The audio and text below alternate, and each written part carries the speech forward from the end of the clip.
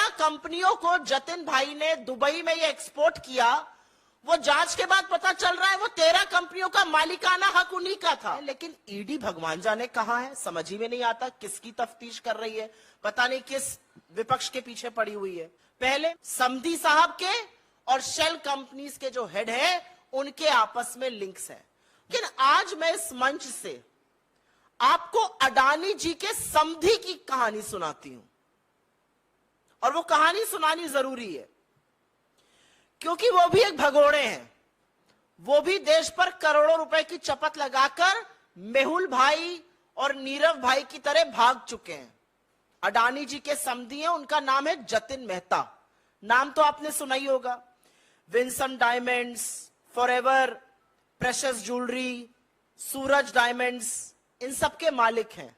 याद आना चाहिए आपको, ये वही कंपनियां हैं जिन्होंने पंजाब नेशनल बैंक और तमाम अन्य भारतीय सरकारी बैंकों पर चपत लगाई 7,000 करोड़ रुपए की।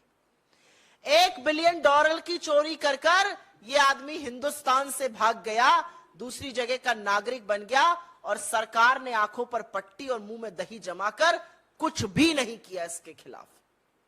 ये जतिन मेहता अडानी जी के समधी की कहानी है। लेकिन हम ये कहानी इसलिए सुना रहे हैं क्योंकि जतिन मेहता के भागने में, उनके पैसे के गबन में, उनकी काली करतूतें पूरी तरह से अडानी स्कैम से जुड़ी हुई हैं।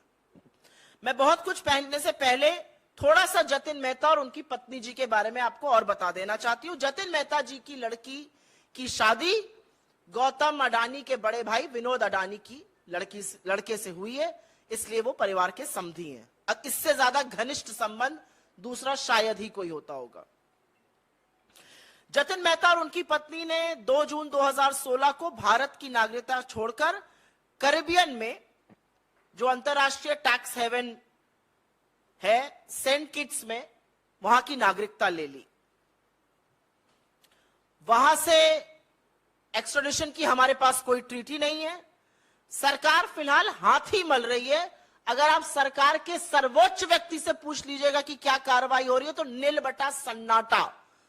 हमारी तरफ कहा जाता है नील बटा सन्नाटा, 0, शून्य कार्रवाई हो रही है जतिन मेहता के खिलाफ। असल में यूके के अंतरराष्ट्रीय बैंकों द्वारा जतिन मेहता पर केस चलाया जा रहा है, लेकिन उससे भारत में जो उन्होंने फ्रॉड किया है, जो $1 बिलियन करीब 7,000 करोड़ रुपए की चपत लगाकर जो वो भग गए, उससे भारत की कार्रवाई और भारत के किसी बैंक का कोई लेना देना नहीं है। तो नील बटा सन्नाटा कार्रवाई मोदी जी जतिन मेहता के खिलाफ कर रहे हैं। मॉन्टेरेसा समूह की जो कंपनियां हैं, ये तथाकथित तौर से उन शेल कंपनियों में पैसा डाल रही हैं जिनके थ्रू अडानी के पास पैसा आ रहा है। जो सवाल हम पूछ रहे हैं और जो सवाल देश पूछ रहा है, 20,000 करोड़ किसके हैं? यह 20,000 करोड़ बेनामी पैसा है जो शेल कंपनीज के माध्यम से अडानी समूह में आया है, और इन शेल कंपनीज का मालिकाना हक मॉन्टेरोसा समूह के पास है। जतिन मेहता और मॉन्टेरोसा के लिंक है आपस में। समधी साहब के और शेल कंपनीज के जो हेड है उनके आपस में लिंक्स हैं। मॉन्टेरोसा के सीईओ और चेयरमैन के साथ जतिन मेहता कई कंपनीज में डायरेक्टर रहे हैं।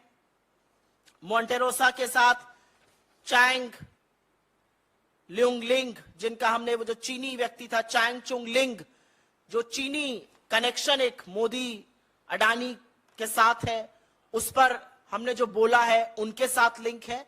मॉन्टेरोसा और जतिन मेहता का सीधे सीधे संबंध है, और इस संबंध के चलते, क्योंकि हम सवाल बार बार उठा रहे हैं कि 20,000 करोड़ किसके हैं, ये जो पैसा चोरी किया गया हिंदुस्तान से, जो गबन कर लिया गया, जो डकार लिया गया, ये किसका पैसा है?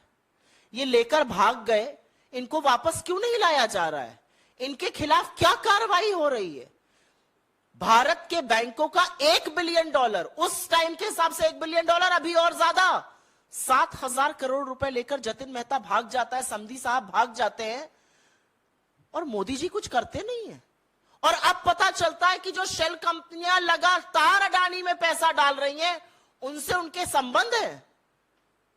तो भैया सवाल तो बनेगा ही कि 20,000 करोड़ किसके हैं? ये बहुत बड़ी गुत्थी है, ये जलेबी है। और उस जलेबी को बना कौन रहा है? अडानी और मोदी जी मिलकर। और मैं इसलिए कह रही हूं मिलकर ये जलेबी बनाई और पकाई जा रही है, क्योंकि अगर जलेबी नहीं है तो ये और क्या है? हम बड़ा आरोप लगा रहे हैं और हर बार सवाल का जवाब नहीं आता।